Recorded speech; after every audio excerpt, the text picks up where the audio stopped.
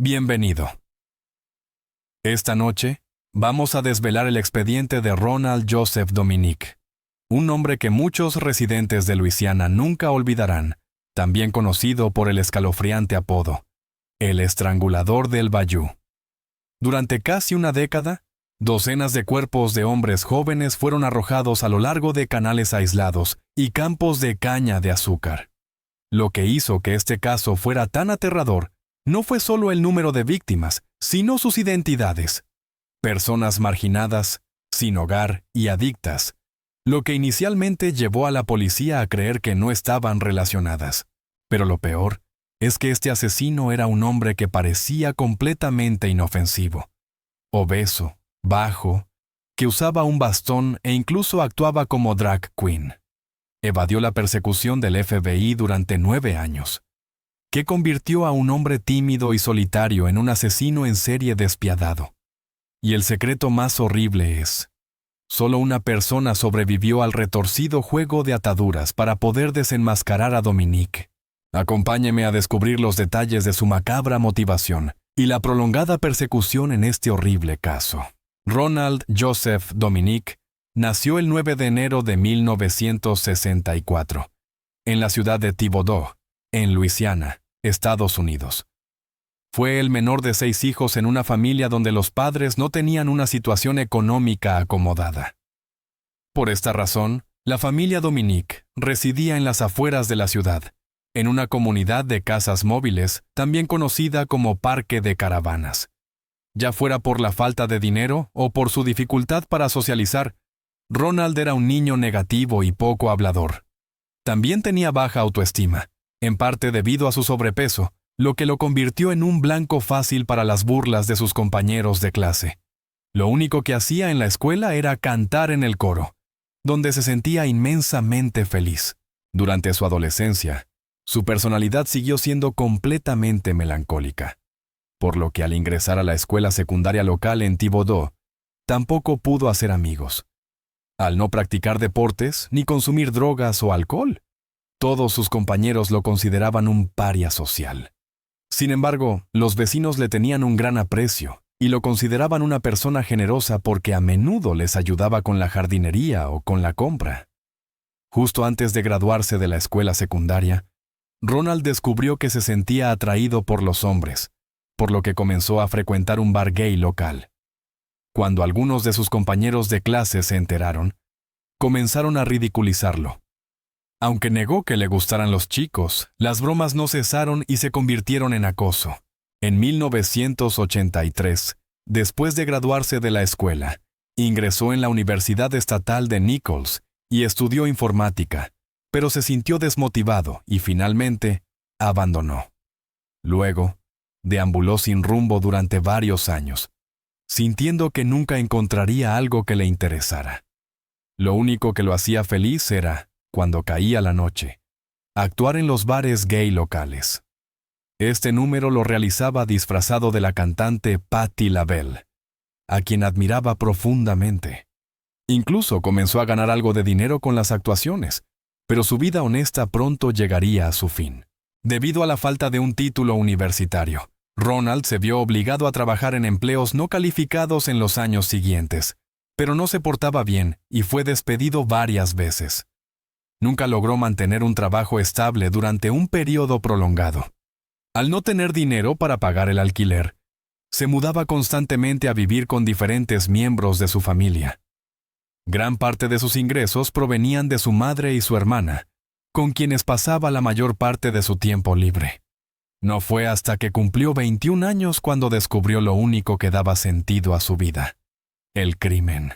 El 12 de junio de 1985, Ronald fue arrestado por acoso telefónico y tuvo que pagar una multa de $75. La policía no podía entender cómo el hombre corpulento, con cara de niño y que parecía inofensivo, podía ser un criminal, pero lo era y no tenía intención de detenerse.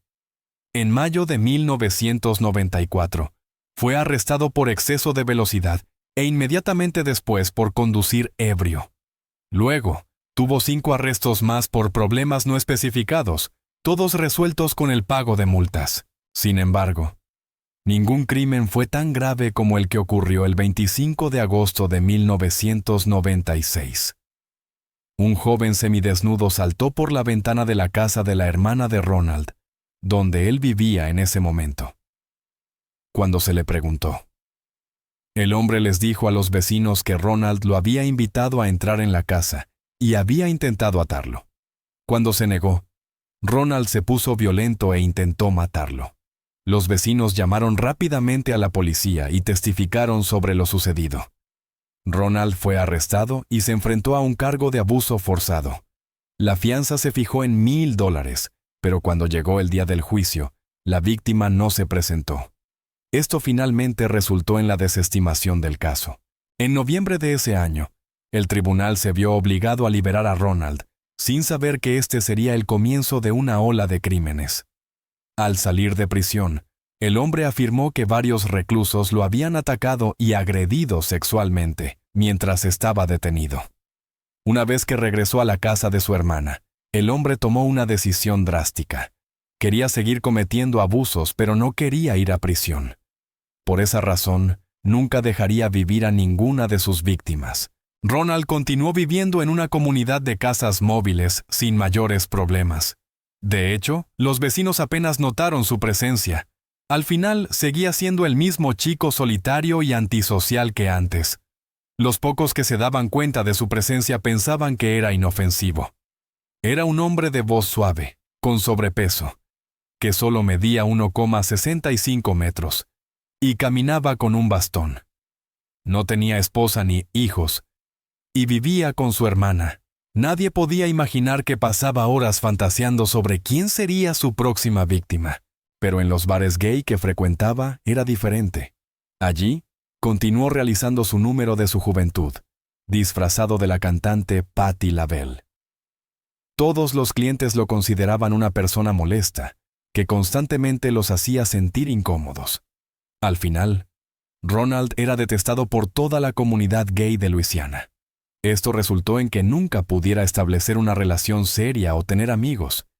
Y cuando su soledad llegó al punto máximo, decidió que era hora de atacar. Era la noche del 12 de julio de 1997, cuando Ronald vio a un joven, un hombre afroamericano haciendo autostop. Se detuvo a un lado de la carretera y bajó la ventanilla para hablar con él.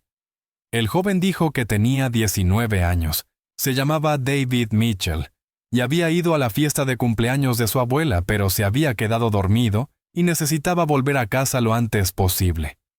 Con su apariencia aparentemente amigable, Robert se ofreció a llevarlo. David pensó que era un buen hombre y que no había nada de qué preocuparse, pero la realidad era totalmente opuesta. El 14 de julio del mismo año, el cuerpo de David fue encontrado en una zanja junto a una carretera cerca de una zona boscosa, en la parroquia de St. Charles.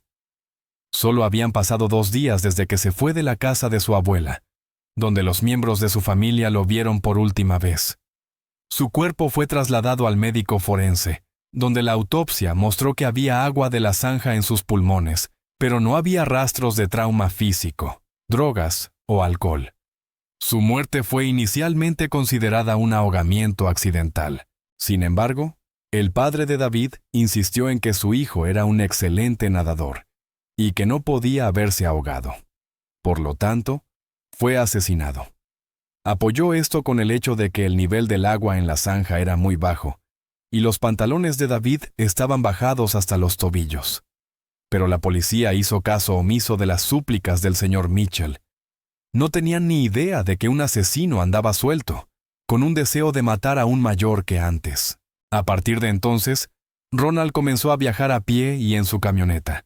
Quería seleccionar un perfil de víctima muy específico. Finalmente, decidió que todos serían hombres y jóvenes, en su mayoría afroamericanos, que fueran parias sociales y sin hogar.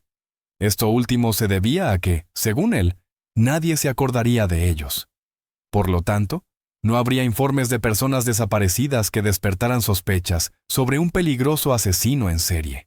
En algunos casos, las víctimas eran hombres homosexuales que conocía en bares gay o en la calle, y los invitaba a su casa móvil, prometiéndoles alcohol, estupefacientes o alojamiento a cambio de sexo. En otros casos, los hombres y jóvenes no pertenecían a la comunidad gay. Por lo tanto, les mostraba fotos de su supuesta esposa, una mujer extremadamente atractiva, y les decía que ella estaba dispuesta a tener relaciones sexuales en grupo, y las víctimas aceptaban sin dudar. Al igual que había sucedido antes, todos lo consideraban un hombre gordito y amable, que no podía ser sospechoso. Una vez dentro de la casa móvil de Ronald, él le proponía a la víctima jugar a la esclavitud con cuerdas de bondage. Era en ese momento cuando los hombres se daban cuenta de que la supuesta esposa de Ronald no era más que una mentira para atraerlos hasta allí. Una vez dentro, este hombre cruel procedía a abusar de ellos y torturarlos. Por primera vez en su vida, sintió poder y control total de la situación. El acto final era estrangularlos, quitándoles la vida. Luego, guardaba los cuerpos en la parte trasera de su camioneta y conducía hasta zonas rurales remotas. Allí se deshacía de ellos y regresaba a casa, listo para buscar a su próxima víctima. En diciembre de 1997, la policía encontró el cuerpo de Gary Pierre, 20 años, completamente vestido, cerca de la parroquia de St. Charles. Aunque fue estrangulado, no tenía signos de trauma físico o estupefacientes en su sistema. Los agentes rápidamente se enteraron de que recientemente había sido arrestado por tráfico de drogas. Dado que este crimen se cometió tan cerca del de David Mitchell ese mismo año, la Policía Estatal de Luisiana decidió formar un grupo de trabajo con los sheriffs de 9 parroquias. Sin embargo, los investigadores nunca pusieron sus ojos en Ronald. Su apariencia aparentemente honesta los había engañado. A finales de julio de 1998, Ronald secuestró a Larry Ransom, 38 años, un hombre sin hogar con problemas de drogas. Después de mantenerlo esclavizado durante varios días, lo asesinó el 31 de julio. A principios de octubre, Ronald conoció a Oliver LeBanks, 27 años, en Metairie, quien, al igual que sus 2 víctimas anteriores, tenía problemas con los estupefacientes. Años más tarde, el asesino afirmaría que este joven le había ofrecido tener relaciones sexuales a cambio de dinero, y que luego tuvo relaciones con él. Después de matar a LeBanks, cargó el cuerpo en su vehículo y lo llevó a las afueras de Metairie, donde lo arrojó. La policía encontró a LeBanks el 4 de octubre y rápidamente realizó la autopsia forense correspondiente. Los resultados mostraron que había semen en el cuerpo, pero no tenían a nadie con quien compararlo. Cuando la noticia llegó a los medios locales, la familia y los amigos de LeBanks confirmaron que recientemente había pasado a vivir en la calle, después de ser despedido por consumo de estupefacientes. En ese momento, la policía no se dio cuenta de la coincidencia de que un gran número de jóvenes asesinados en un corto periodo de tiempo fueran adictos. Si lo hubieran sabido, se habrían dado cuenta de que no estaban buscando a un simple delincuente, sino a un peligroso asesino en serie, y lo habrían detenido antes de que el número de víctimas siguiera aumentando.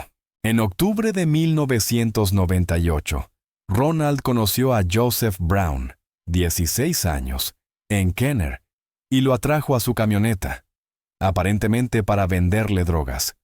Después de consumir drogas con el niño, Ronald golpeó la cabeza del adolescente varias veces con un objeto contundente y lo estranguló con una bolsa de plástico. Un mes después, Bruce Williams, 18 años, fue asesinado por Ronald en circunstancias similares. En mayo de 1999, Ronald estaba paseando por Kenner cuando se encontró con Manuel Reed, 21 años, quien se ofreció a venderle estupefacientes. Ronald aceptó y lo dejó subir a su camioneta, donde procedió a abusar de él y luego a asesinarlo. Luego, arrojó el cuerpo en un contenedor de basura en la zona industrial de la ciudad, a aproximadamente 1 milla de donde se había encontrado el cuerpo de Joseph Brown. Cuando los agentes encontraron el cuerpo de Reed, notaron la cercanía de los 2 crímenes, y al igual que había sucedido con LeBanks, encontraron rastros de ADN en el cuerpo en Kenner que pertenecían a un hombre no identificado. Solo un mes después, Ronald asesinó a Ángel Mejía, 21 años, un joven sin hogar y con antecedentes penales por posesión de drogas. Inicialmente, el asesino intentó arrojar el cuerpo en un contenedor de basura, pero al descubrir que estaba lleno, lo arrojó en medio de una calle, donde más tarde lo encontró la policía. Tras examinar el cuerpo, los forenses concluyeron que la víctima había sido atada con una cuerda antes de morir. Fue en ese momento cuando las autoridades comenzaron a pensar que algunos de los crímenes podrían estar relacionados. Incluso determinaron que Mejía, Brown y Pierre se conocían y vivían muy cerca. A finales de agosto de 1999, Ronald conoció a Mitchell Johnson, 34 años, y le ofreció drogas a cambio de sexo. Él aceptó sin saber que estaba firmando su sentencia de muerte. Inmediatamente después, Ronald llevó a Johnson a un bosque en las afueras de Metairie, donde lo asesinó. El cuerpo de Johnson fue descubierto por las autoridades el 1 de septiembre del mismo año. En enero de 2000, Ronald asesinó a Michael Vincent, 23 años, en la parroquia de La Fourche.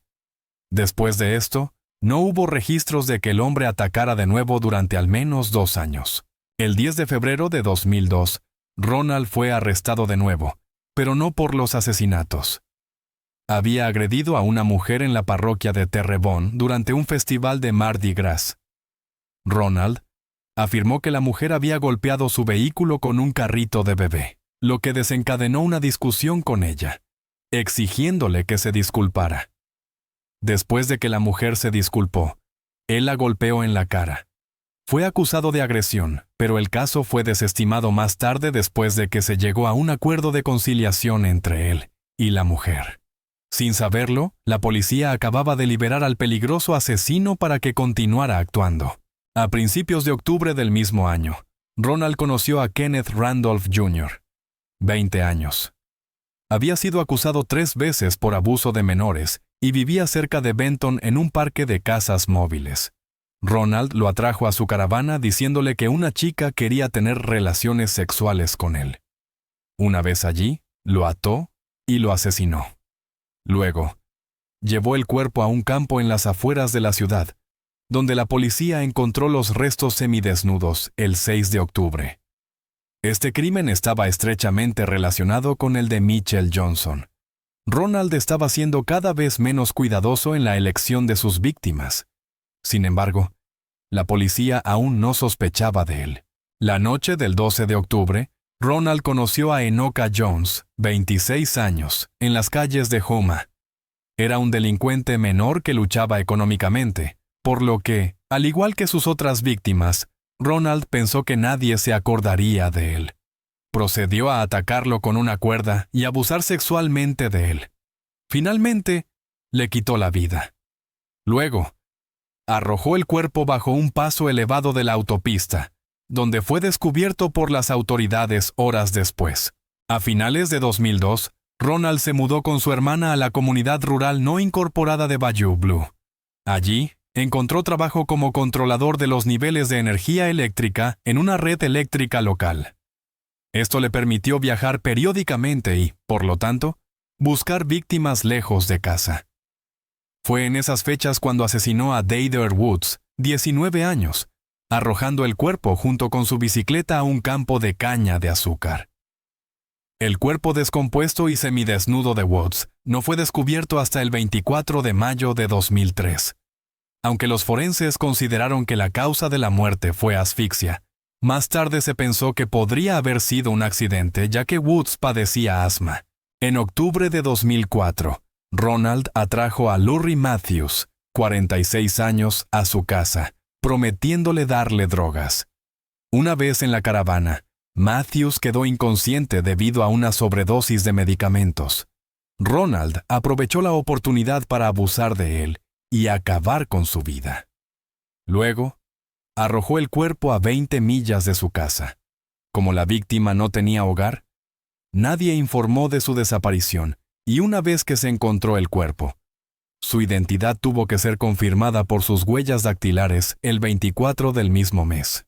Por alguna razón desconocida, Ronald decidió atacar a su primera víctima blanca el 24 del mismo mes. Su nombre era Michael Barnett, 21 años, y su cuerpo fue encontrado por la policía. A partir de entonces, los crímenes comenzaron a conectarse cada vez más. En febrero de 2005, Ronald asesinó a Leon Leret, 22 años, un hombre sin hogar y alcohólico, que anteriormente había vivido con otras dos víctimas, Barnett y Enocha Jones. Incluso fue considerado el principal sospechoso en el asesinato de Jones, ya que fue el último en verlo antes de su desaparición. 2 meses después, en abril, Ronald conoció a Angus Watkins, 31 años, un hombre sin hogar, a quien atrajo a su camioneta con la promesa de dejarlo pasar la noche. El hombre pensó que por fin podría dormir tranquilo, pero una vez dentro de la caravana, Ronald le dio alcohol y le propuso tener relaciones sexuales con un supuesto conocido suyo. Watkins aceptó sin saber que ese sería su último día. Después de que se encontró el cuerpo de Watkins, la Policía Estatal de Luisiana comenzó a considerar por primera vez que un asesino en serie estaba activo en las ciudades de Kenner y Houma. Todos los crímenes cometidos desde 1997 en esas áreas presentaban un modus operandi sorprendentemente similar. Las víctimas eran siempre hombres afroamericanos de 16 a 40 años, que habían muerto por estrangulamiento y presentaban signos de sofisticadas ataduras. Además, la mayoría tenía problemas con el alcohol y las drogas y eran personas sin hogar. El caso fue entregado a la Oficina Federal de Investigaciones, FBI. Según Jim Bernazzani, el agente especial a cargo, los analistas de su equipo consideraron que este era el caso más importante porque el asesino había matado a un gran número de víctimas en un periodo muy corto. Mientras tanto, Ronald seguía fuera del radar de los agentes y continuaba actuando. Unos días después de matar a Watkins, asesinó a Kurt Cunningham, 23 años. A finales de ese verano, asesinó a Alonzo Hogan, 28 años, en la parroquia de St. Charles y a Wynne Smith, 17 años, en la parroquia de Terrebonne. Atrayó a ambos diciéndoles que podían tener relaciones sexuales con una de sus amigas. A diferencia de la mayoría de las víctimas anteriores, Hogan y Smith no tenían antecedentes penales y no se sabía que consumieran estupefacientes. Esto desorientó a la policía que encontró sus cuerpos. El análisis forense mostró que Hogan había sido abusado, mientras que no se encontraron rastros de ADN en el cuerpo de Smith, ya que el cuerpo fue arrojado a un canal y se descompuso rápidamente. En septiembre de 2005, Ronald se encontró con Chris DeVille, 40 años, cuando intentaba hacer autostop para salir de Napoleonville después del huracán Katrina. Asesinó a DeVille y arrojó el cuerpo en un campo de caña de azúcar. Sus restos fueron descubiertos el mes siguiente y fueron identificados por su familia gracias a su identificación y otros objetos personales que se dejaron cerca de la escena. A finales de noviembre, Ronald asesinó a Nicolas Pellegrin, 21 años, en la parroquia de La Fourche. Durante la investigación del caso, su familia le dijo a la policía que en los meses previos a su desaparición, había pedido prestados $400 a narcotraficantes locales y no había pagado a tiempo. Luego, comenzó a recibir amenazas. Por lo tanto, los agentes pensaron que el asesinato de Pellegrin estaba relacionado con los narcotraficantes. Una vez más, Ronald había escapado del control policial e incluso había encontrado el amor por primera vez en su vida, o al menos eso parecía. En el verano de 2006, Ronald conoció a Christopher Satterfield, 27 años, quien se identificó como bisexual. Inmediatamente después comenzaron a salir, pero la relación no duró mucho. El 14 de octubre del mismo año, mientras estaban en una cita en la parroquia de Iberville, Ronald golpeó la cabeza de Satterfield con un objeto pesado, dejándolo inconsciente. Después de que se encontró el cuerpo de Satterfield, la policía entrevistó a su familia, amigos y conocidos, quienes confirmaron que la última vez que lo vieron fue con un hombre que conducía una camioneta negra, pero no pudieron describir su apariencia. Tampoco tenían idea de que Satterfield sería la última víctima del asesino en serie que había aterrorizado a Luisiana durante casi 10 años. En noviembre de 2006, Un ex convicto llamado Ricky Wallace, que vivía en un refugio para personas sin hogar en Bayou Blue, le contó a su oficial de libertad condicional sobre un incidente perturbador que había ocurrido anteriormente. Wallace se había encontrado con un hombre llamado Ronald, quien le ofreció drogas y tener relaciones sexuales con una chica. Él aceptó y fue a su caravana, pero una vez allí, Ronald intentó convencerlo de participar en un juego de bondage en el que tenía que estar atado para que su supuesta novia se excitara.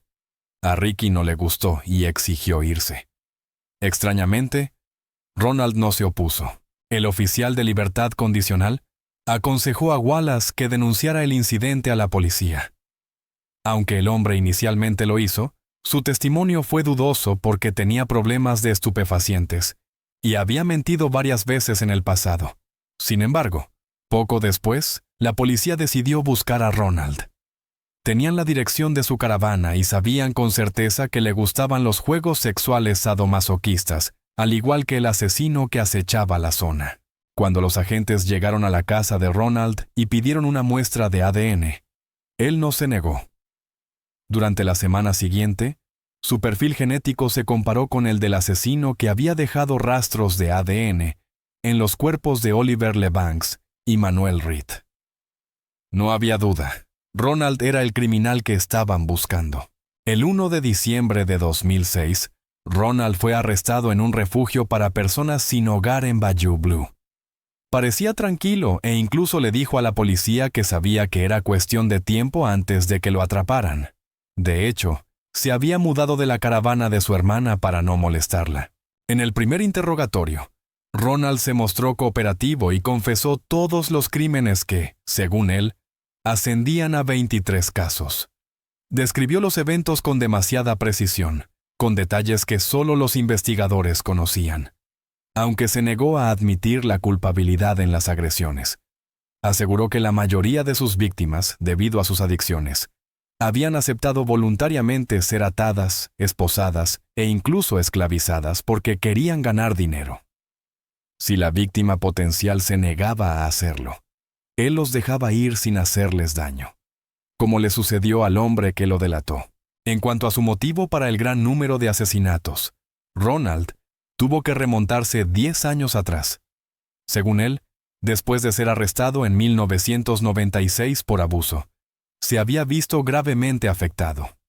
Se dice que siempre estaba en un estado emocional negativo e incluso comenzó a experimentar síntomas de psicosis. Por lo tanto, no podía arriesgarse a volver a prisión. Aunque su objetivo era abusar de sus víctimas, tenía que acabar con ellas para que no lo denunciaran. Finalmente, los investigadores pudieron acusarlo de los crímenes de 9 hombres. Esto resultó en 8 cargos adicionales de asesinato en primer grado y agresión grave. En septiembre de 2008, comenzó el juicio. En ese momento, la noticia de la captura del peligroso asesino en serie inundó los medios locales. Llamaron a Ronald el asesino en serie del Bayou, o el estrangulador del Bayou. En la primera audiencia, Mark Roberts, el fiscal adjunto, le habló directamente a Ronald. Le dijo que 8 vidas de jóvenes habían sido arrebatadas a sus familias, que estaban presentes en la sala, por sus acciones. Subrayó que el acusado no sabía nada de ellos y había dejado un legado de dolor de por vida. El sheriff Jerry Larpent, por su parte, describió a Ronald como un don nadie que sentía poder al atar a sus víctimas. En cuanto al testimonio de Ronald, en el que había indicado que todos los hombres habían aceptado tener relaciones sexuales con él a cambio de dinero, el padre de David Mitchell, su primera víctima, negó que su hijo fuera homosexual, consumiera drogas o tuviera problemas económicos. El hermano de Mitchell también subió al estrado para contar el sufrimiento por el que había pasado su familia desde su desaparición. Señaló que Ronald había dejado a su hermano en un campo de caña de azúcar para que fuera comido por los roedores. Una vez que lo encontraron, solo quedaban restos, por lo que no pudieron enterrarlo dignamente. En septiembre de 2008, Ronald aceptó un acuerdo de culpabilidad con los fiscales para evitar la pena de muerte. El 24 del mismo mes, el tribunal lo declaró culpable de todos los cargos y lo condenó a 8 cadenas perpetuas sin posibilidad de libertad condicional. Mientras se leía el veredicto, el hermano de una de las víctimas gritó que esperaba que Ronald ardiera en el infierno. Después de su condena, el Buró Federal de Investigaciones declaró a Ronald como el asesino en serie más importante del país en las últimas 2 décadas, tanto por el número de víctimas como por los años que estuvo activo. A pesar de esto, la captura del estrangulador del Bayou recibió poca publicidad fuera de los medios estatales, presumiblemente porque sus víctimas eran hombres afroamericanos con pocos recursos económicos y problemas de drogas. Actualmente, Ronald sigue detenido en la prisión estatal de Luisiana en Angola y permanecerá allí hasta su último aliento. El caso del estrangulador del Bayou no es solo una página oscura en la historia criminal de Luisiana, sino también una dolorosa advertencia sobre las personas sin hogar y vulnerables, cuyas muertes fueron ignoradas durante demasiado tiempo. Aunque Dominique ha sido castigado, el prolongado silencio de las autoridades durante casi una década expuso una amarga verdad. La injusticia y la falta de atención social crearon las condiciones para que un peligroso depredador actuara libremente. Se espera que las vidas perdidas de las 23 víctimas no sean olvidadas y que su historia impulse un cambio en la percepción y protección de los miembros más vulnerables de la sociedad. Detrás de las puertas del aula, Fiona Beale era el modelo de una maestra dedicada. Pero en las profundidades de su tranquilo hogar en Northampton se escondía una oscuridad escalofriante. La relación de 17 años con su pareja, Nicholas Billingham, no terminó con una carta de ruptura ordinaria, sino con un acto macabro meticulosamente planeado durante los días de confinamiento. ¿Qué convirtió a una maestra querida en una asesina a sangre fría, utilizando el pretexto de dar positivo por COVID-19 para ganar 10 días para ocultar el crimen? La historia no termina ahí. Durante meses, Fiona se hizo pasar por el fallecido para enviar mensajes. Incluso invitó a la madre de la víctima a beber vino en Navidad, mientras el cuerpo de Nicholas yacía frío, enterrado superficialmente a pocos pasos de la sala de estar. ¿Qué descubrimiento en el diario abandonado reveló el secreto de una personalidad alternativa llamada Tulip 22 y la incriminó por el crimen? La mujer vista bailando alegremente frente a sus alumnos era Fiona Beale, de 47 años, maestra de primaria en la Academia Eastfield, en Northampton. Era muy querida por sus alumnos y respetada por su pasión y dedicación para hacer que cada lección contara. Pero lo que nadie podía prever era que en solo unos meses, Fiona se convertiría en un nombre en los titulares de la prensa nacional por razones que nadie podía imaginar. En esta historia, exploraremos una serie de eventos inquietantes que tuvieron lugar en Inglaterra en el año 2021. Aunque poco se sabe sobre los primeros años de vida de Fiona, quienes la conocieron la describen como una mujer cálida, amable, que amaba la enseñanza y era genuinamente querida por sus alumnos. Fiona vivía en su propia casa en Northampton, a unas 60 millas al noroeste de Londres, con su pareja, Nicholas Billingham, de 42 años. Esta ciudad, una de las más grandes de Inglaterra, tenía cerca de 2.000 a 5.000 residentes, según un censo de febrero de 2021.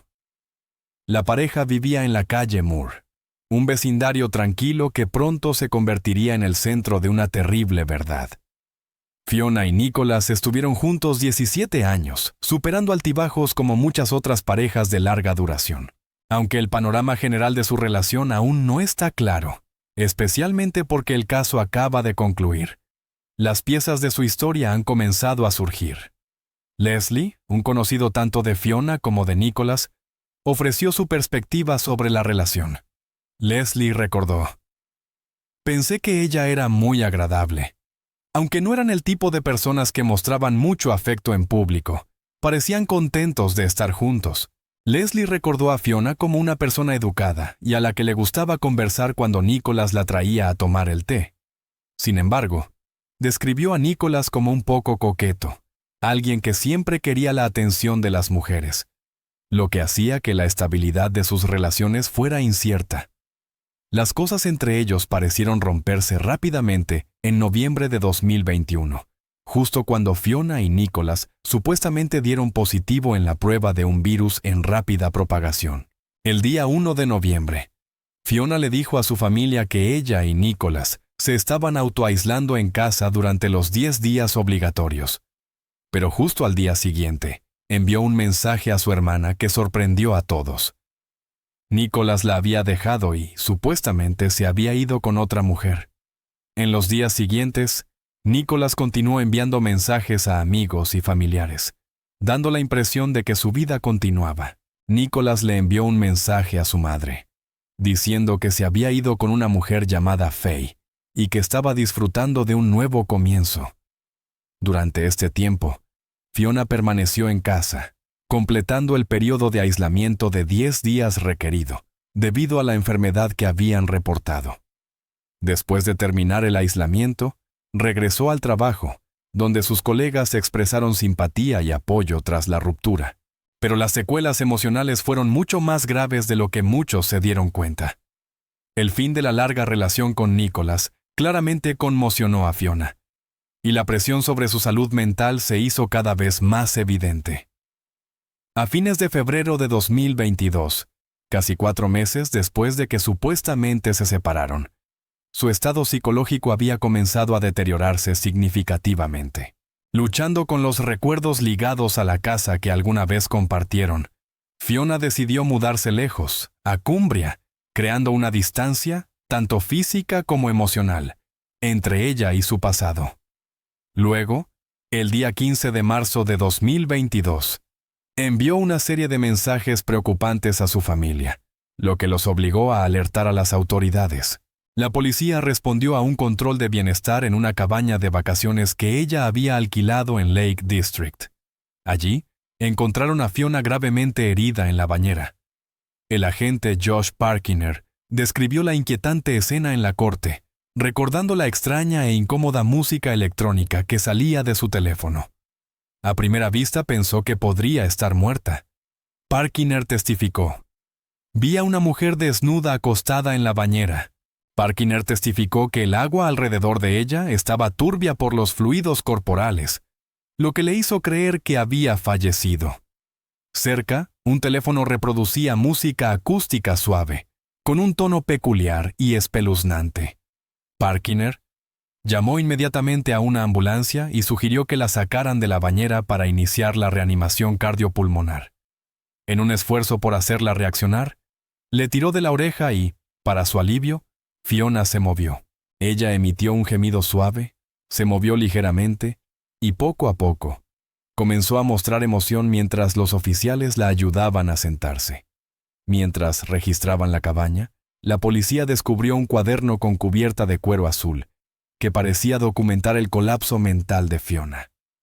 Parkiner observó que el papel interior coincidía con una nota de suicidio escrita a mano que ella había dejado.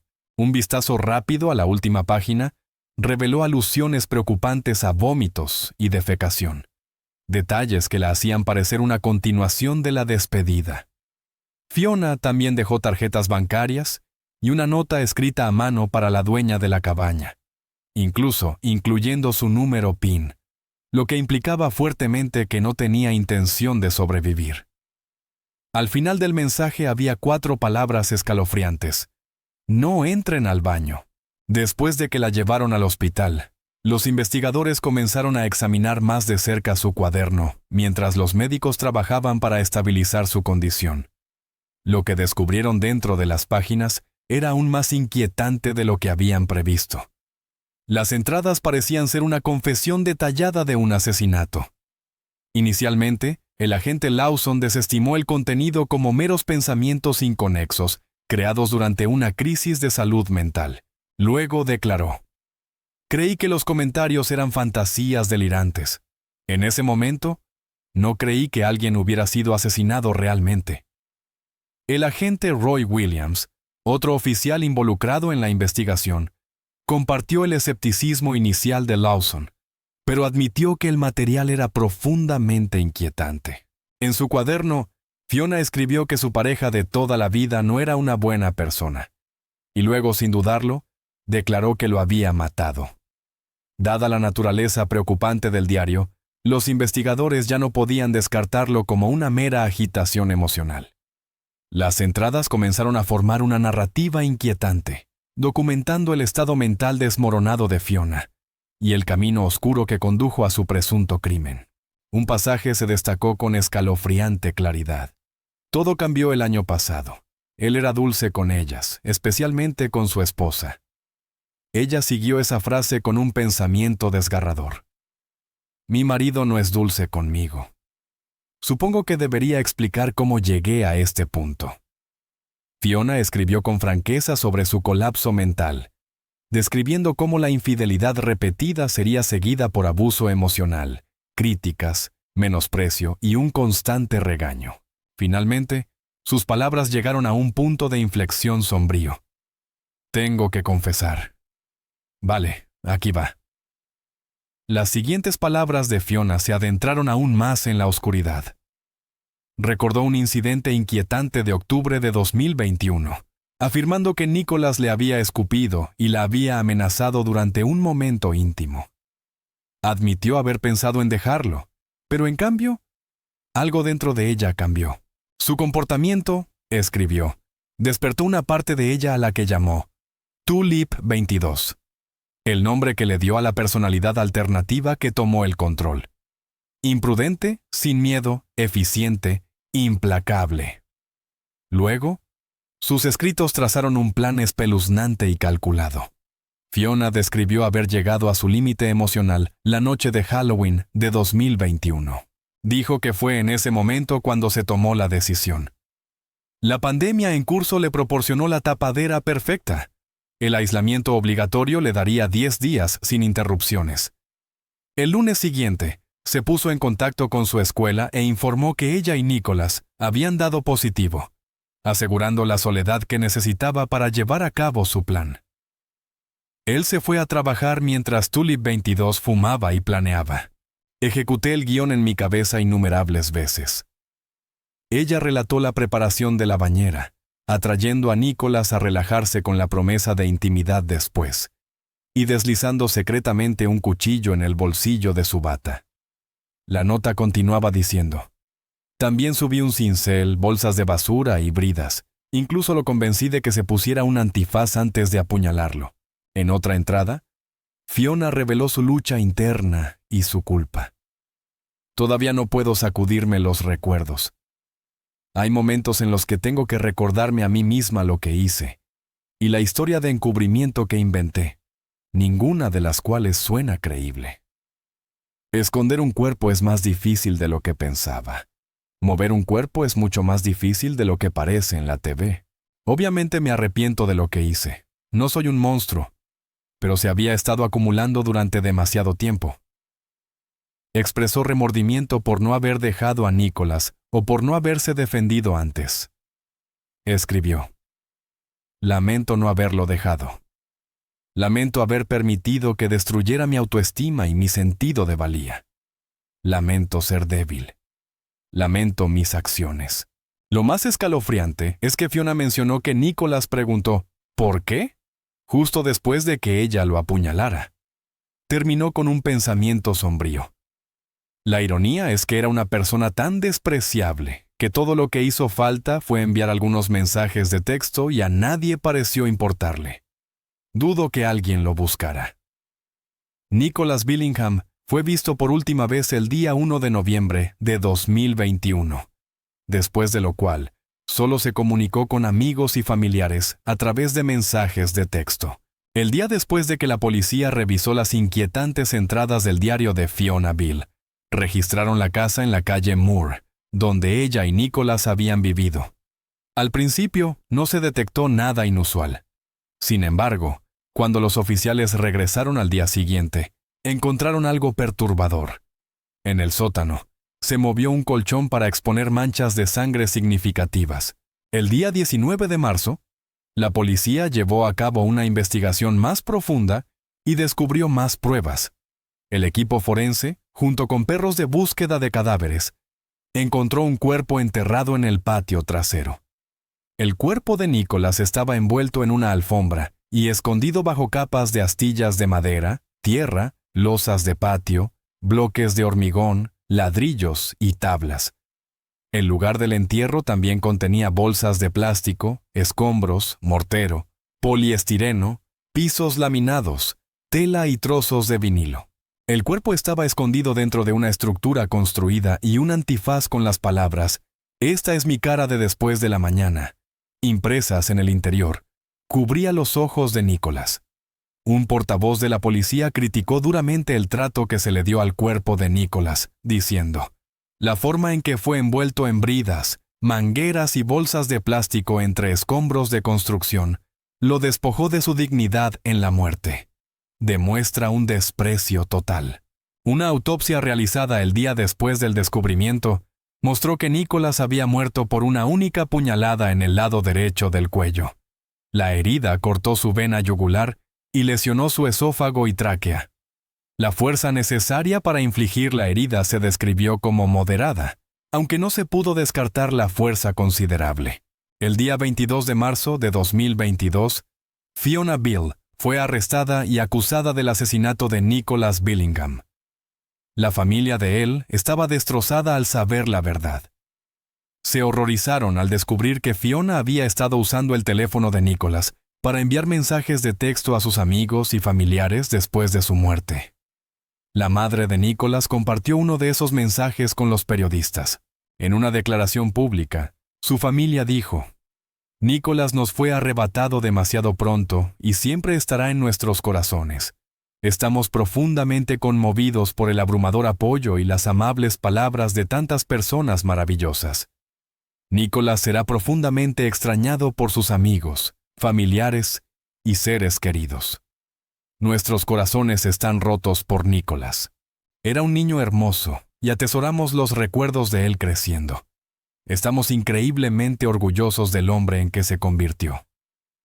La impactante revelación del lado oscuro de Fiona Beale dejó atónitos a sus colegas y a los padres de sus alumnos. La dirección de la escuela donde trabajaba Fiona emitió un comunicado expresando su conmoción. «Estamos conmocionados y angustiados al saber que una de nuestras maestras ha sido acusada de un delito grave y está ahora bajo custodia. Esta noticia tendrá un impacto profundo en nuestra comunidad, especialmente en los niños pequeños. Haremos todo lo posible para apoyar tanto a los alumnos como al personal mientras navegamos por este momento difícil. Esta tragedia ha sacudido los cimientos de nuestra comunidad escolar, y debemos unirnos para ser solidarios y amables unos con otros».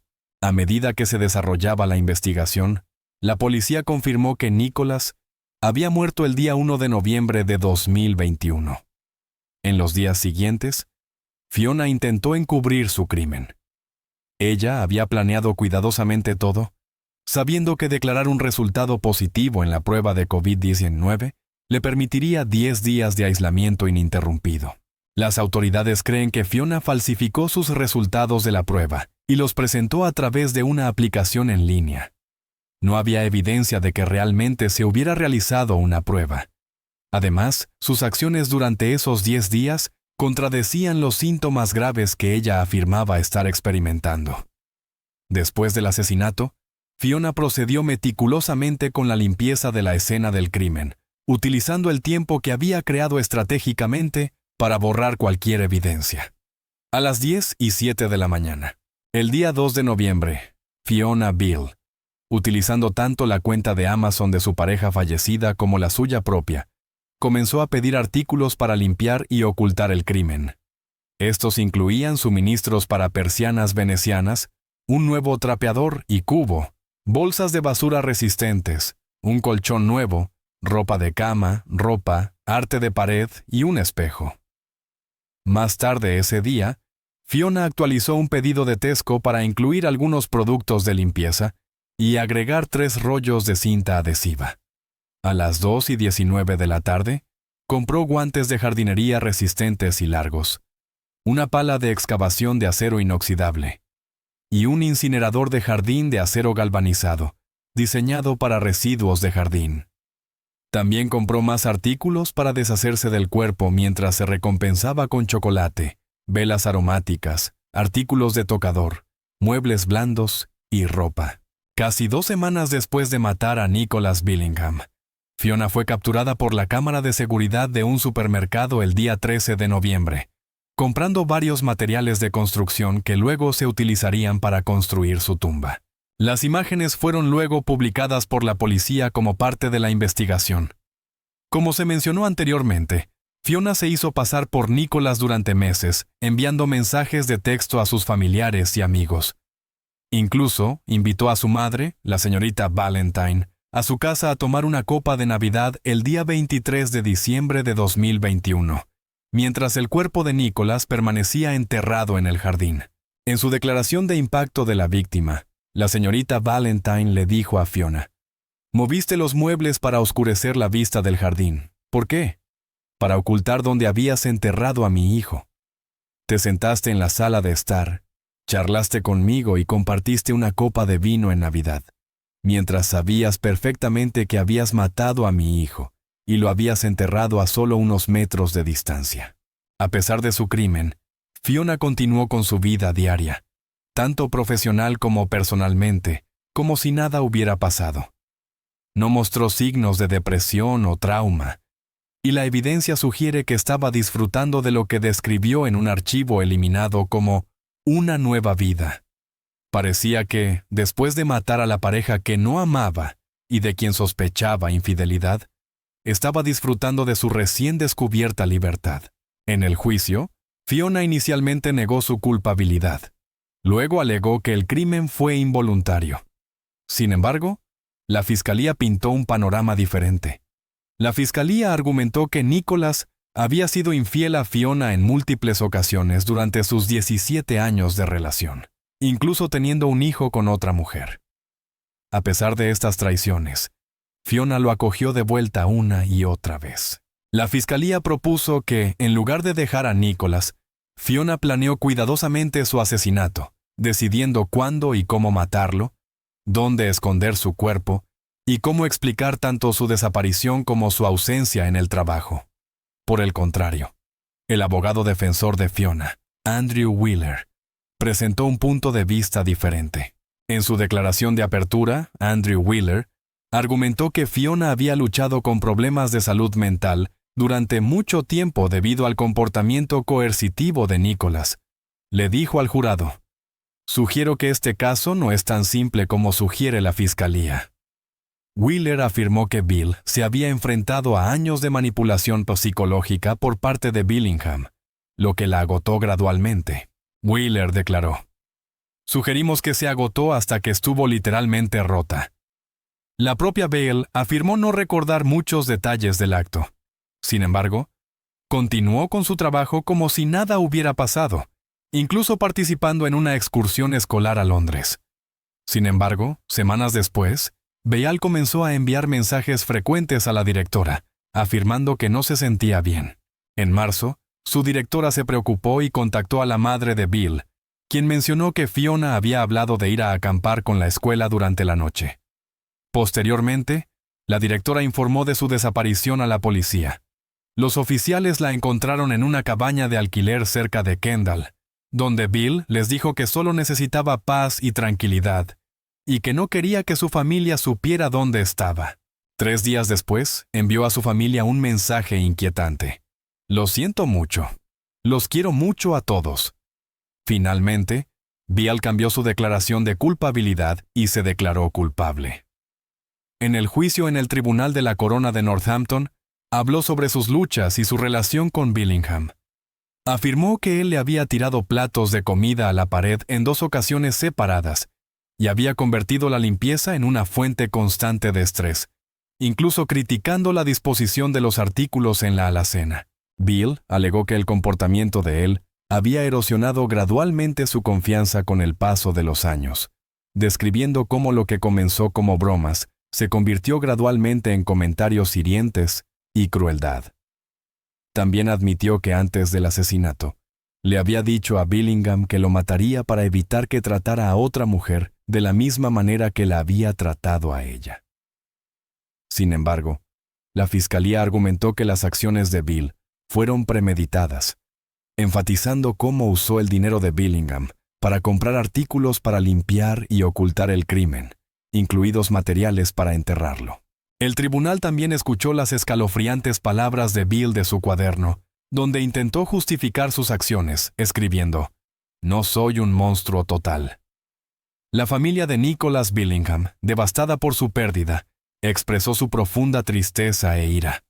Su madre recordó cómo Bill la había invitado a tomar una copa de Navidad, mientras Nicholas yacía enterrado a solo unos metros de distancia. Ante el Tribunal de la Corona de Northampton, el momento de la sentencia cerró una tragedia prolongada y dolorosa. La señorita Valentine, la madre sufriente de Nicholas Billingham, tuvo que enfrentarse a Fiona Bill, la mujer que le había arrebatado a su hijo y lo había enterrado bajo los ladrillos en el jardín de la casa. El dolor de la madre se convirtió en una acusación silenciosa, mientras ella, con la voz entrecortada, planteaba la pregunta sin respuesta. ¿Cómo pudiste odiar tanto a alguien como para hacer lo que hiciste? Y al mismo tiempo enfatizaba la pérdida irreparable para los hijos de Nicholas, quienes nunca tendrían la oportunidad de conocer a su padre, compartir hitos de la vida o recibir su guía. El juez impuso a Fiona Bill una pena mínima de 20 años de prisión, una decisión a la vez estricta y considerada por su declaración de culpabilidad a mitad del proceso. En su veredicto final, el juez penetró todas las capas de la defensa, afirmando claramente que el verdadero motivo de Bill no fue el impulso, sino el cálculo. Sus acciones y su engaño fueron completamente impulsados por la autoconservación.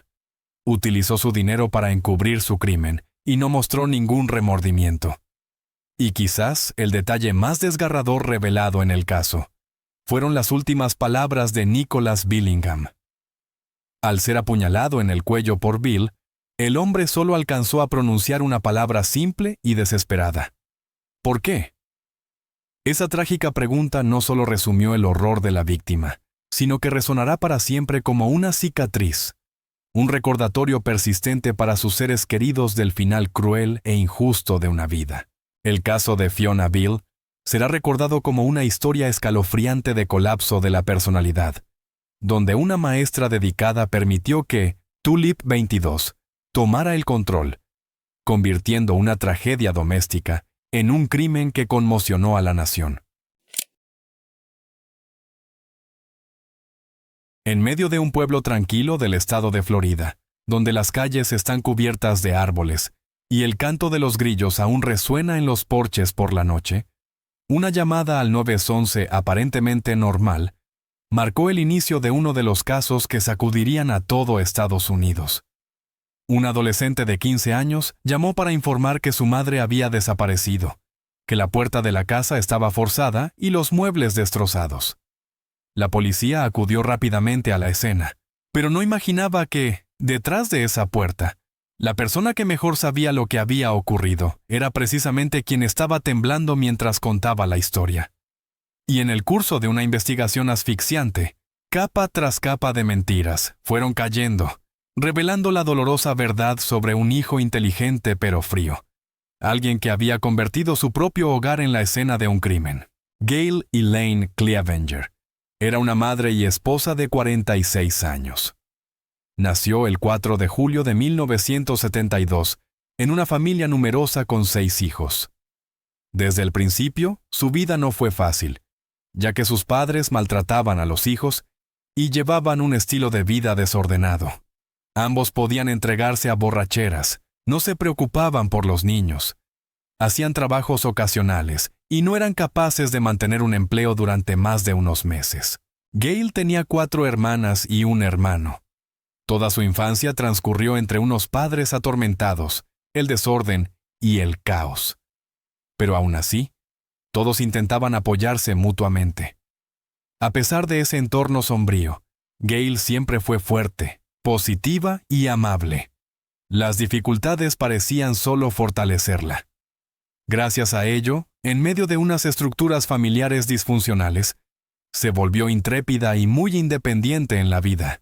Gail siempre tuvo una pasión por el arte. Desde pequeña le gustaba tocar el violín y más tarde se convirtió en artista. Soñaba con hacer realidad su talento musical y artístico, pero pronto se dio cuenta de que eso no sería fácil sin el apoyo de sus padres. Por ello, decidió primero trabajar en un ámbito más sencillo y mejor remunerado. En 1990 se graduó de la escuela secundaria y entró en la Universidad de Miami, donde estudió arquitectura. Gail era muy inteligente, su rendimiento académico era impresionante, y como resultado, obtuvo un título con honores. Por supuesto, era joven, inteligente, dinámica y estaba dispuesta a mover montañas. La arquitectura se considera tradicionalmente un campo bastante difícil, especialmente para una mujer, pero Gail consiguió su primer trabajo en su especialidad en el plazo de un mes. Se desarrolló con mucho éxito en el camino que había elegido. A diferencia de sus logros profesionales, lamentablemente su vida personal no fue tan bien. A mediados de los años 90, mantuvo una relación seria con su novio, y ambos incluso se casaron. Pero su relación fue inestable desde el principio, y pronto estuvo dominada por la violencia física. La pesadilla que había vivido durante toda su infancia y juventud volvió a convertirse en realidad. Gail solo logró escapar de ese marido por poco. Sus amigos cercanos, que estuvieron a su lado durante ese periodo, la ayudaron enormemente. Expulsaron varias veces al manipulador obsesivo y la ayudaron a obtener una orden de alejamiento provisional contra él. Romper el ciclo de la violencia fue un giro enorme. El único momento realmente feliz de ese matrimonio fue el nacimiento de su hijo, Gregory Logan Ramos, del que obtuvo la custodia total. A pesar de una serie de relaciones violentas y de una infancia difícil, Gail seguía abierta a las relaciones y al amor, con la esperanza de encontrar la felicidad. A principios de los años 2000, conoció a un hombre llamado Daniel Clevenger. Él resultó ser un hombre decente, tranquilo y muy familiar. A partir de ese momento, Gail decidió que, por fin, la suerte le sonreía y que sería capaz de construir la familia completa con la que siempre había soñado. Desde el principio, esta mujer fue muy cautelosa, pero cuanto más tiempo hablaba con Daniel, más convencida estaba de que él era el compañero perfecto. Al cabo de aproximadamente un año, decidieron casarse. En 2018, Gail vivía con su marido Daniel, su hijo Gregory y los hijos de su marido. La madre biológica de los hijos de Daniel los había abandonado cuando eran pequeños. Gracias a esta relación, Gregory tenía un medio hermano y una media hermana. En ese momento, todo marchaba bastante bien para Gail. Esta mujer llena de energía tenía éxito en su trabajo, pero en el ámbito familiar, seguía enfrentándose a dificultades. En ese momento, los problemas tenían que ver con su propio hijo. Gregory Logan Ramos nació en 2003. Desde el principio, el chico se mostró como alguien con pocas habilidades sociales. Tenía amigos, pero su círculo social siempre fue muy limitado. Además, le costaba relacionarse con los demás cuando se encontraba en un entorno desconocido. Gail estaba preocupada por su hijo y quería ayudarlo a ampliar sus relaciones sociales. Por eso lo apuntó a los Boy Scouts y, desde muy pequeño, el chico empezó a practicar karate. La mujer confiaba en que el deporte ayudaría a su hijo a ganar seguridad en sí mismo. Eso debería haberle ayudado a aprender a conectar con otros niños. El medio hermano y la media hermana podían desempeñar un papel importante en todo esto, pero la relación entre los niños no era buena. Gail hizo todo lo posible para que su hijo se integrara socialmente. Todos la describían como una madre muy atenta y entregada, dispuesta a hacer cualquier cosa por su hijo. Dedicaba su tiempo libre a Gregory y lo consentía abiertamente, con la esperanza de que eso contribuyera a crear un entorno de vida favorable para él, algo que ella misma nunca había tenido. Gail consideraba que Gregory debía pensar en sus estudios y en su carrera, pero casi no había manera de explicarle eso a un adolescente inquieto. En 2018, la familia vivía en una casa grande. Allí, Gregory, de 15 años, y los otros niños tenían cada uno su propia habitación. La madre estaba feliz porque, por fin, había logrado hacer realidad su sueño de una vida familiar completa y feliz. Gregory estaba en la escuela secundaria.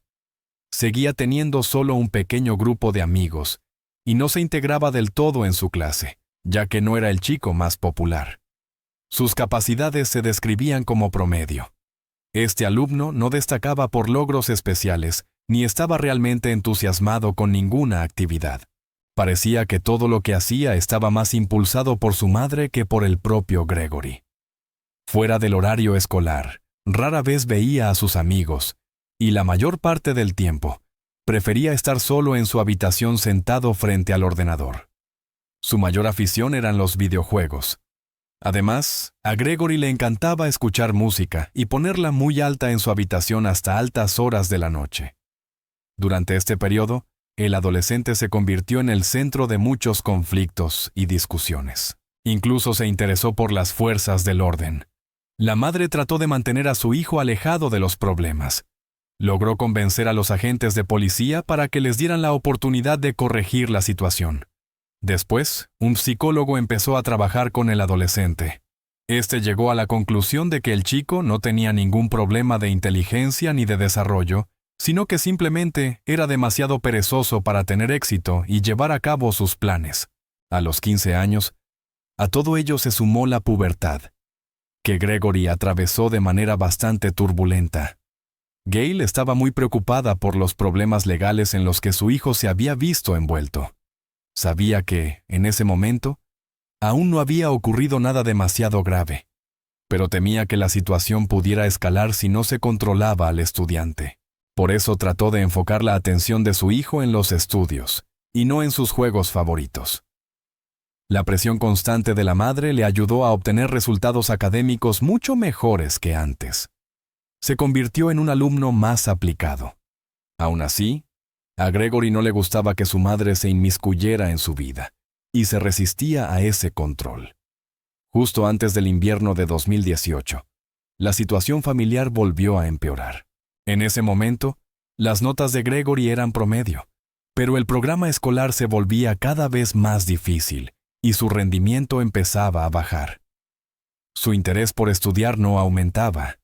Había algunos temas nuevos en distintas asignaturas que Gregory aún no dominaba. Su madre intentaba explicarle todo, pero él se oponía a esa ayuda. Al darse cuenta de que realmente podía ayudar a su hijo a estudiar mejor, empezó a involucrar a Daniel, el padrastro de Gregory, y a los hijos de este en el proceso de aprendizaje. Toda la familia logró despertar en él un mayor interés por los estudios y conseguir lo que deseaban. El día 1 de noviembre de 2018, Daniel y sus hijos fueron a visitar a unos familiares en otra ciudad. Solo Gail y Gregory se quedaron en casa. Ella siguió animando a su hijo a mantener la motivación por estudiar y se esforzó al máximo por apoyarlo. Por la noche, revisó nuevamente sus notas y descubrió que Gregory había vuelto a bajar por debajo del equivalente a un aprobado. La mujer volvió a hablar con el adolescente, explicándole la importancia de prestar más atención a los estudios para poder graduarse con éxito, ir a la universidad y construir una carrera y un futuro. Como antes, Gregory se sentó a escuchar a su madre en silencio, intentando no mostrar sus emociones. Poco a poco, la tensión disminuyó. A la mañana siguiente, el estudiante fue a la escuela como de costumbre. Nadie notó algún cambio en su comportamiento. Gregory seguía igual de callado y reservado. Solo se relacionaba con un pequeño grupo de amigos. Después de clase, el adolescente regresó a casa. Hacia las 3 de la tarde del día 2 de noviembre de 2018, el número de emergencias 911 recibió una llamada angustiada. El que llamaba era un estudiante de secundaria que se identificó como Gregory Logan Ramos, de 15 años. Según el adolescente, acababa de volver de la escuela y había encontrado la puerta de su casa forzada y el interior completamente destrozado. No se atrevió a entrar más porque temía que aún hubiera alguien escondido dentro. Dijo de inmediato que había estado en la escuela todo el día. Se mostró muy preocupado, ya que el coche de su madre seguía aparcado delante de la casa. Pero dentro reinaba un silencio absoluto.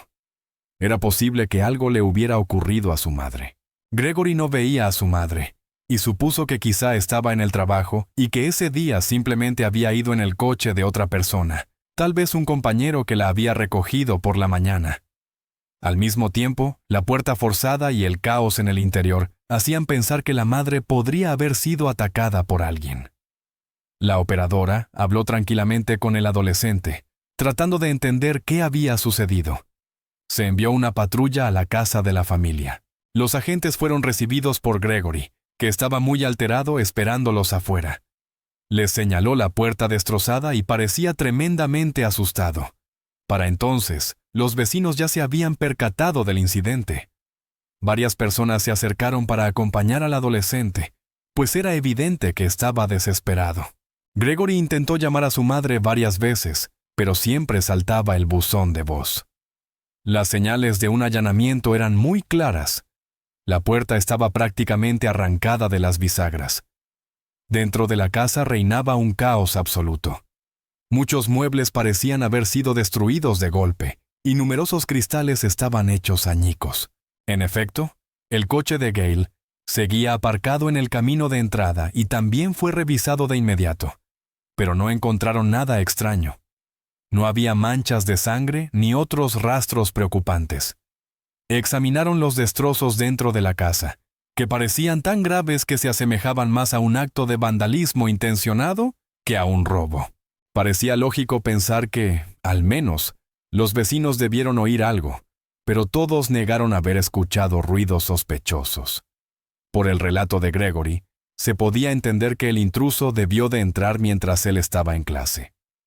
Lo más inquietante era la ausencia de Gale. No la encontraron en ningún sitio.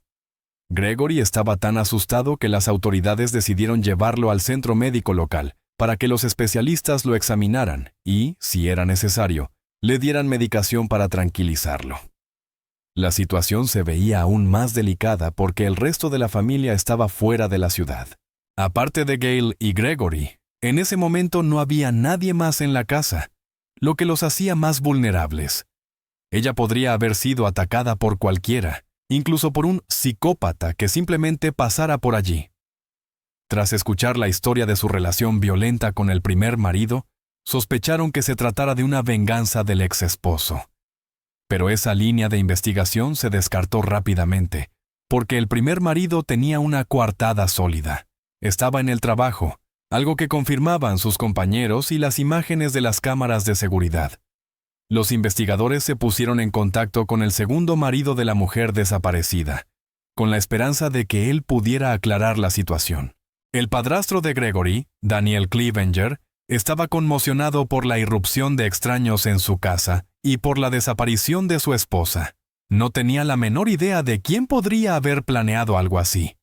Luego, Gregory fue llevado a la comisaría para interrogarlo con más detalle. Se esperaba que estuviera dispuesto a colaborar, ya que se trataba de la desaparición de su propia madre. Sin embargo, desde el primer momento, los investigadores notaron que el adolescente no tenía ninguna prisa por ayudar. Pensaba mucho antes de responder a las preguntas. El shock y las lágrimas fueron siendo sustituidos por una concentración tensa. En el cuerpo del adolescente había arañazos recientes y hematomas distribuidos por todas partes que recordaban las huellas de una pelea. Gregory incluso tenía moratones bajo los ojos, y su nariz y labios también estaban recién heridos. Su rostro y sus manos estaban llenos de rasguños. Cuando se le preguntó, dijo que durante el día se había producido una pelea en la escuela. Pero cuando se le pidió que contara los detalles del incidente y nombrara a los participantes, el adolescente no supo explicarse con coherencia. Ni siquiera fue capaz de decir cómo se llamaban los chicos con los que supuestamente había peleado. Todo resultaba demasiado vago, dando la impresión de que estaba improvisando y elaborando la historia sobre la marcha. Al darse cuenta de que la policía no le creía, Gregory empezó a evitar el tema. Durante el interrogatorio, uno de los agentes se fijó en las inconsistencias de su declaración y decidió prestar más atención al lenguaje corporal del adolescente. Cuanto más avanzaba la conversación, más nervioso se mostraba el chico de 15 años. Los agentes perdieron rápidamente la confianza en sus palabras. Gregory se pasaba la mano por el pelo con frecuencia, Se frotaba las piernas o los brazos, se tapaba los ojos con la mano al responder y mantenía brazos y piernas cruzados. Todo ello indicaba que estaba muy ansioso y que intentaba protegerse, cerrándose a la conversación. Los investigadores reconstruyeron la secuencia de acontecimientos de los 2 últimos días, cuando él había estado solo en casa con su madre, para entender en qué dirección debían continuar. Uno de los agentes se dio cuenta de que el adolescente podía describir la mañana y el momento en que regresó de la escuela, con una precisión casi de minuto a minuto, como si tuviera una lista de tareas memorizada que debía cumplir punto por punto. Mientras tanto, no era capaz de recordar ni siquiera aproximadamente a qué hora había cenado o cuándo había visto a su madre por última vez. Eso indicaba que había planificado ese día con gran detalle y prestando atención a los horarios para no dejar huecos en la historia, pero que no había pensado en todos los detalles, por lo que no podía responder a ciertas preguntas. Los investigadores comenzaron a sospechar seriamente del estudiante. Lo único que les hacía dudar era su edad. El interrogatorio continuó. Uno de ellos decidió averiguar qué tipo de relación existía entre Gregory y su madre. Pero, en lugar de describir los aspectos habituales en estos casos, el chico repitió 2 o 3 veces que él no tenía nada que ver con el asesinato. Hasta ese momento, solo se había hablado de la posible desaparición o secuestro de la mujer. Nadie había mencionado un asesinato, lo que hacía que todo resultara todavía más sospechoso. Pasó 1 hora de interrogatorio. Gregory empezó a comportarse cada vez con más inquietud. Repetía una y otra vez que él no había matado a su madre, aunque nadie se lo estaba preguntando directamente. El adolescente empezó a decir que tenía un grupo de amigos que le parecían bastante extraños y que la policía debería investigarlos a fondo. Llegados a este punto, Gregory ya había cambiado su versión varias veces e incluso empezó a confundir los plazos que antes parecía tener muy controlados. Los agentes no le creyeron, fueron señalando las contradicciones en sus palabras y lo presionaron sobre esos puntos. Finalmente, decidió decir la verdad. Según Gregory, el momento decisivo ocurrió el día antes de que llamara pidiendo ayuda. Cuando volvió de la escuela a casa, su madre le dio una bofetada por las malas notas. Normalmente, ella no llegaba tan lejos, pero esta vez no pudo contenerse al saber que Gregory había sacado un 4 en biología, una calificación baja en su escala. De acuerdo con el interrogado, Gail empezó a golpearlo e insultarlo de todas las formas posibles. La situación escaló hasta el punto de que Gregory se vio obligado a defenderse. Durante el forcejeo, el chico tomó ventaja sobre su madre y, según él, usó demasiada fuerza sin querer y la estranguló. Al comprender lo que había sucedido, el estudiante entró en pánico y no fue capaz de serenarse. Gregory decidió que tenía que borrar las huellas y cargó el cuerpo en el coche. El adolescente condujo lejos de la casa, solo para pensar qué debía hacer a continuación. Después del incidente, sufrió un colapso emocional. En varias ocasiones pensó en quitarse la vida, pero cada vez sentía el impulso de seguir conduciendo por la ciudad y los alrededores. Finalmente, encontró un lugar apartado detrás de una iglesia abandonada en las afueras de la ciudad. El adolescente caminó por la zona y vio una gran área de tierra quemada donde antes se habían encendido fogatas. Fue allí donde empezó a cavar. En ese lugar abrió un hoyo. Luego sacó el cuerpo de su madre del coche y lo arrojó a la tumba poco profunda. También intentó quitarle el anillo de bodas para llevarlo a empeñar, con el fin de dificultar aún más la investigación, pero no tuvo éxito. El anillo no salía. El adolescente incluso trató de cortarle el dedo a su madre para quedarse con el anillo, pero solo logró lastimar el miembro. Gregory dejó todo así. Cubrió el hoyo con tierra y hojas, y volvió a casa como si no hubiera pasado nada. Estaba muy cansado y quería descansar para poder ir a la escuela a la mañana siguiente. Durante todo ese tiempo, el adolescente actuó de forma tan natural y tranquila, que ninguno de sus compañeros, entrevistados más tarde, notó nada extraño.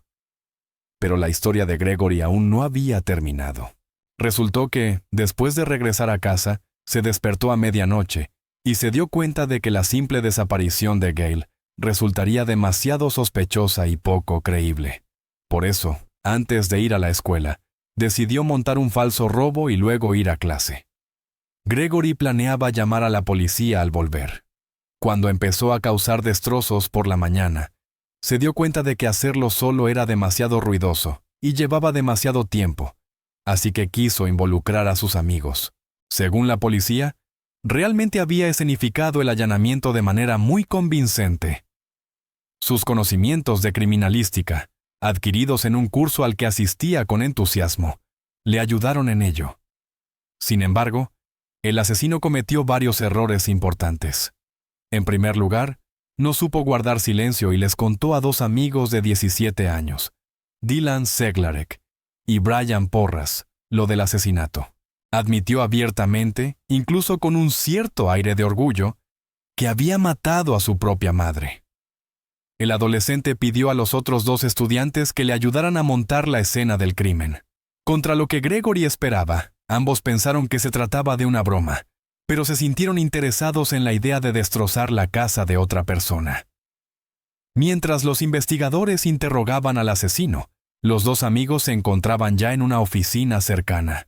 Ellos también prestaron declaración y ayudaron a la policía a concretar la línea temporal, al tiempo que se verificaba la veracidad de las palabras del sospechoso. Era evidente que no se trataba de un acto de violencia impulsivo. Gregory había actuado de forma demasiado clara y metódica. Sus amigos lo habían recogido en coche por la mañana para llevarlo a la escuela. De camino, el adolescente hizo una confesión espantosa ante la que ellos solo pudieron reírse. Gregory no podía creer que no le tomaran en serio, pero eso no era tan importante para el asesino. Lo que importaba era que todo el grupo fuera después de la escuela a derribar su casa. El trío se escapó de la última clase y llegó a la casa de la familia Clevenger. Por supuesto, dentro ya no había ningún cadáver. Aún así, la vivienda parecía un montón de escombros, porque por la mañana Gregory ya había empezado a destrozarlo todo. El estado en el que la policía encontró la casa más tarde fue exactamente el resultado de lo que habían hecho esos tres adolescentes. Estuvieron encantados de romperlo todo porque Gregory se lo permitió. Al mismo tiempo, los agentes notaron que algunos objetos habían sido salvados y no habían sufrido daños. Por supuesto, eran cosas pertenecientes al propio adolescente. En esa lista figuraban una escopeta de caza que le había regalado su padre, un arco de caza, una consola de videojuegos y otros artículos valiosos para él. Después de destrozar la casa, sus amigos simplemente le desearon suerte y se marcharon. Sin embargo, el plan estaba lejos de haber terminado. Gregory fue a la policía y continuó con la puesta en escena del robo. Ahora debía interpretar su papel principal, el del hijo asustado. Durante la investigación, se encontraron algunas pertenencias de Gail en posesión de Dylan Seglarek. Gracias a ello, la policía pudo conseguir la confesión del joven, ya que era relativamente fácil pillarlo en contradicciones cuando mentía. Aprovechando el hecho de que ese grupo de adolescentes había destruido todo excepto las cosas de Gregory, siguieron presionándolo. El más difícil de manejar fue Brian Porras, que se negó obstinadamente a admitir su participación en el caos, aun cuando los otros implicados ya empezaban a delatarse entre sí. Finalmente, con la ayuda de los amigos del asesino, se pudo establecer una línea de tiempo que ambos confirmaron. Esa cronología se le presentó a Gregory, lo que permitió quebrar la resistencia del delincuente juvenil. Estaba claro que había planeado cuidadosamente esta masacre. No tenía pinta de defensa propia, sino de un asesinato premeditado. Para ese momento, ya se había interrogado a muchos conocidos de la familia Clevenger, que confirmaron que el adolescente siempre había mostrado comportamientos perturbadores. No se sorprendieron al saber que Gregory era capaz de hacer algo así. A pesar de la gravedad del caso, los tres adolescentes detenidos siguieron riéndose en la comisaría. Ninguno parecía comprender la seriedad de la situación. Incluso bromeaban sobre la pena que podrían recibir. Por supuesto, Dylan Seglarek y Brian Porras podían esperar una sentencia mucho más leve que la del asesino, pero ahora estaban obligados a enfrentarse a su verdadera responsabilidad. Después del interrogatorio, los tres fueron trasladados al sistema de justicia juvenil y quedaron detenidos. El cuerpo de Gail fue efectivamente hallado en el lugar descrito por Gregory. Al parecer, el chico había intentado cubrir la tumba, pero no lo hizo con cuidado. Incluso parte de la pierna de la mujer sobresalía de la tierra. La causa de la muerte fue determinada por el forense como estrangulamiento. El día 4 de noviembre de 2018, Gregory Logan Ramos, de 15 años, fue acusado del asesinato de su madre, de profanación de un cadáver y de manipulación de pruebas para evitar ser castigado. La vista fue extremadamente emotiva. Gregory lloró mucho y pidió perdón a todos. Muchas personas tuvieron la impresión de que el adolescente no sentía un arrepentimiento real, sino que solo buscaba reducir la pena por su crimen. Su familia estuvo presente en el tribunal ese día. Todos estaban conmocionados por lo ocurrido. Daniel Clevenger y sus hijos sufrieron enormemente la muerte de Gail. Todos la querían sinceramente. Se pronunciaron muchos discursos cargados de emoción. El propio Gregory habló en su defensa, pidió perdón por el sufrimiento que había causado a sus seres queridos, y al final, suplicó clemencia para Brian Porras y Dylan Seglarek, porque según él, ellos no tenían nada que ver con ese crimen horrible. El acusado repitió esto varias veces, pero la fiscalía se guió únicamente por las pruebas, de modo que el caso siguió investigándose. Según Gregory, sus amigos no tenían idea de la verdadera gravedad del delito. No creían que su madre hubiera sido asesinada. Cuando se dio cuenta de ello, Gregory convirtió el asunto en una especie de broma y se inventó una historia para justificar la necesidad de destrozar la casa. Teniendo en cuenta la edad de Gregory Logan Ramos, tenía bastantes posibilidades de ser absuelto o de recibir una pena más leve. Para encontrar un compromiso, la fiscalía ofreció un acuerdo. Como él seguía siendo menor de edad, no se enfrentaría a la pena de muerte, pero si se declaraba culpable, podría evitar la cadena perpetua. Gregory aceptó el acuerdo y declaró que aquella noche, él y su madre habían discutido por una mala nota. No discutió con su madre abiertamente, sino que fue a su habitación, dio un portazo y se tumbó en la cama. Pero no pudo dormir. Las palabras hirientes que ella había dicho en caliente seguían resonando en su cabeza. Luego salió de su cuarto y fue al dormitorio de su madre, donde la discusión continuó. Gregory se soltó y la atacó. Estranguló a su madre con las manos durante aproximadamente media hora, hasta que ella dejó de mostrar signos de vida. Por supuesto, en todo ese tiempo habría podido calmarse y detenerse en cualquier momento, de modo que resulta difícil considerar este crimen como un acto involuntario. Resultó que, mientras el hijo intentaba dormir en su habitación, Gail había llamado a su marido, que estaba con sus hijos en casa de unos parientes, y le contó la discusión con su hijo.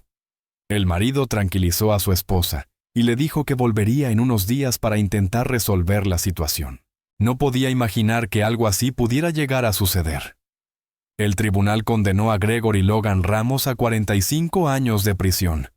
Podrá obtener la libertad condicional después de 25 años y vivirá bajo supervisión el resto de su vida. A pesar de la súplica de Gregory en favor de sus amigos, ellos también tuvieron que enfrentar muchas dificultades. Los dos adolescentes se enfrentaban a penas de hasta 30 años de cárcel. Tras la primera audiencia, a Dylan Seglarek se le negó la libertad bajo fianza.